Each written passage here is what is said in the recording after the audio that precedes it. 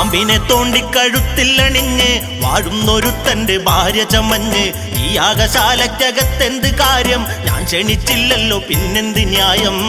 നാണം കെട്ട് നിൽക്കുന്നതെന്ത് ചന്തം? മാറു ദൂരേക്ക് പോകൂ, യാഗാഗ്നി താനെ അണഞ്ഞു പോകും നിന്റെ കോലം കണ്ട. കൊട്ടിയൂർ സ്വയംഭൂവിലാഴ്ന്നിടുന്നോ എന്റെ കൊട്ടിയൂരപ്പൻ, ഓട്ടം തട്ടാതെന്നെയും കാത്തിടണേ എന്റെ കൊട്ടിയൂരപ്പ.